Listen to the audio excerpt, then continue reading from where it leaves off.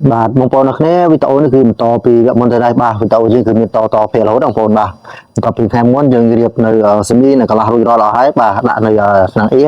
បន្តរួចរាល់ហើយគឺយើងដាក់នៅប៊ីនសាំងបាទបន្តមកទៀតចាប់ដើមតទៅទៀតគឺយើងមួនៅប៊ីស្តង់រ៉ាបាទដែលបញ្ចប់ផ្ដើមដាក់នៅរៀបតាក់បូខ្យល់បាទត្រាប់ចម្រោះខ្យល់បាទកុំឲ្យមានដីគ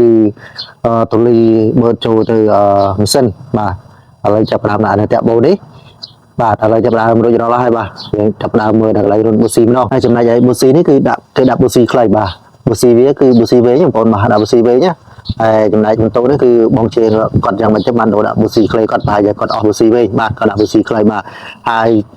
យប៊ូស៊ីខ្លីនេះគឺយើងប្រើការវាបានហើយប៉ុន្តែថាវ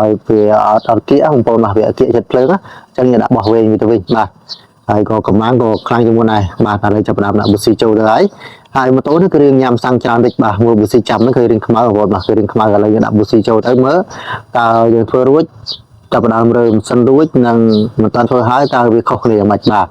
ហើយខ្ញុំនឹងធ្វើឲ្យវាមានកម្លាំងខ្លាំងជាងមុនហើយនឹងញ៉ាំសាំងតិចជាងមុនទៀតបាទកាត់បន្ថយបាទឲ្យសាំងតិចជាងមុនបាទឥឡូវយើងមើលជើងរុនធ្វើឬក៏បានថាទៅមាត់ឥឡូវយើងមើលទស្សនារបស់គ្នាបាទហើយចាប់ដើមដាក់សំណាងនេះយ៉ាងបងប្អូនអរគ្នាបាទតើជើងរុនហ្នឹងអាចធ្វើបានដូចពាក្យដែលគាត់និយាយអត់បាទឥឡូវចាប់ដើមដាក់សំណាងទៅបាទព្រោះប៊ូស៊ីនេះគឺប៊ូស៊ីខ្លីបាទកាលណាយើងយកទៅដាក់ចូលគឺវានៅឆ្ងាយបាទនៅឆ្ងាយពីជំនាញពីសម្រាប់ឆ្ងាយពេកបងប្អូនបាទហើយការបញ្ជាក់គូវារៀងខ្សោយតិចដែរវាប្រើកាតប៉ុន្តែវារៀងខ្សោយបងប្អូនបាទបើយើងដាក់ប៊ូស៊ីវិញទៅវានៅគៀកចិត្តសម្រាប់ភ្លើងអាចប្រើបានបងប្អូនបាទអាចប្រើបានបាទគឺកម្លាំងគឺខ្លាំងដូចមុនដែរបាទប៉ុន្តែខ្ញុំមិនឲ្យណែនាំប្រើនៅប៊ូស៊ីខ្លីទេបាទគឺប្រភេទប៊ូស៊ីខ្លីគឺយើងមានម៉ូតូសម្រាប់ត្រូវដាក់បាទពីពួកសងគ្រីចាស់ដែលអាចដាក់ប្រើការបានបាទប៉ុន្តែម៉ូតូនេះក៏អាចប្រើការបានដែរប៉ុន្តែថាវារៀងស្ទើរតិចបងប្អូនបាទឆ្លើងវារៀងខ្សោយបាទឥឡូវចាប់ផ្ដើមដាក់នៅប្រេងសិនបាទនឹងចាប់ផ្ដើម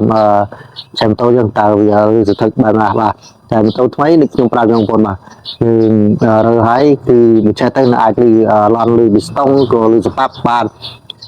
នសម្រាប់ថ្មីម៉ូតូថ្មីគឺយើងមិនតន់រកតាំងទេបាទតើយើងចេះមកសម្បត្តិសិនបាទបានយើងសម្រេចហើយបាទយើងរកសម្បត្តិចូលដោយបាទហើយប៊ីស្តុងនឹងអាចឆែទៅអាចនឹងរីកទៀតបាទអាចនឹងលឺខ្លះប៊ីស្តុងបាទឲ្យស្ងាត់ឈឹងជ្រាបគឺមិនស្ងាត់ទេបាទអាចនឹងលឺតិចតួចដែរបងប្អូនបាទតែប៊ីស្តុងឥឡូវគឺអត់ដូចមុនទេបាទហើយការរីកចប់របស់ក្រុមហ៊ុនអ្នកផលិតហ្នឹងគឺបច្ចេកទេសរបស់គេតាមក្រុមហ៊ុនខ្លះបាទធ្វើឲ្យទៅលក់តែដាច់ទេបាទអត់គិតពីគុណភាពធានាគុណភាពទេបាទអញ្ចឹងយើងអ្នកដាក់គឺយើងត្រូវការជ្រើសរើសយកគុណភាពផងដែរបាទមិនមែនតែជ្រើសរើសយកមកដាក់តែឥឡូវយើងមើលបូមប្រេងរបស់គ្នាបាទយើងចាប់ផ្ដើមឆេះហើយបញ្ហាទីមួយគឺយើងឆេះភ្លាមគឺយើងត្រូវមើលប្រេងបូមបាទមើលប្រេងនេះអត់បូមទេគឺបញ្ហាគឺវាឆ្ងាយបងប្អូនបាទជាមួយខ្ញុំឆេះមកឃើញបងប្អូនបាទគឺប្រេងបូមឡើងមកហើយបាទឃើញអត់នេះឃើញបងប្អូនបាទគឺព្រុសឡើងមកលើហ្នឹងបាទកាលណាវាបងប្រេងទេគឺមិនដល់ឲ្យម៉ូតូហ្នឹងគឺគប់ពេទេដែរបាទគឺពិបាករើសាថ្មីអញ្ចឹងមុននឹងរើគឺយើងត្រូវពិនិត្យមើលអញ្ចឹងបងប្អូនបាទខ្ញុំឆែមើលអញ្ចឹងឥឡូវគឺបងប្រេងល្អហើយបាទនឹងអេមកប៉ុណ្ណេះបាទគឺប្រេងខ្ចាយមកប្រឡាក់ឡើងខ្ញុំឃើញបងប្អូនបាទសចាំងនេះប្រេងបាទមិនយើងបាក់មើលមកបាទគឺស្ទាតមកប្រឡាក់ដៃរបស់យើងបាទប៉ុណ្ណឹងគឺអូខេបងប្អូនបាទយើងពិសេសចោលប្រហែលយើងមកសបកអីទៅបាទរួចរាល់ឡើងមុននេះឃើញបងប្អូនបាទគឺកម្លាំងខ្លាំងជាមួយខ្ញុំតពីវិជ័យរួចរាល់រឿងបានយូរក្រោយដែរជាមួយខ្ញុំជីសាក់មើលតើកម្លាំងមិនតាន់រើនឹងយើងរើហើយតើកម្លាំងវាស្ទុះយឺក៏យ៉ាងម៉េចបាទហើយជាមួយខ្ញុំមើលឲ្យមើលប៊ូស៊ីទៀតបាទតើប៊ូស៊ីនេះអាចញ៉ាំសាំងតិចជាងមុនឬក៏វាច្រើនជាងមុនបាទបងប្អូនចំណាំមើលតើម៉ូតូដែលញ៉ាំសាំងតិចគឺ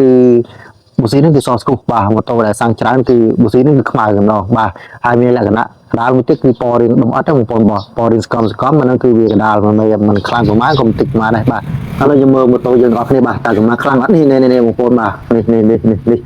បាទខ្លាំងមែនតើមកកម្លាំងតែមើលយើងសាកមើលម្ដងទៀតបងប្អូនអស់គ្នាបាទយើងមើលប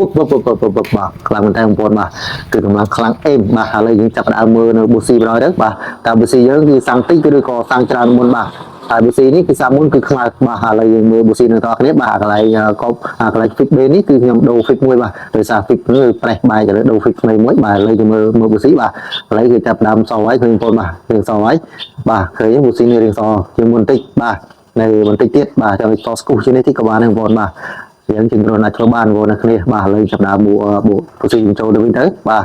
ប៉ុណ្ណឹងគឺរួចរាល់ហើយបងប្អូនបាទគឺកម្លាំងខ្លាំងហើយសាំងតិចទៀតគឺកាត់បន្ថយសាំងជាងមុនបាទអរគុណ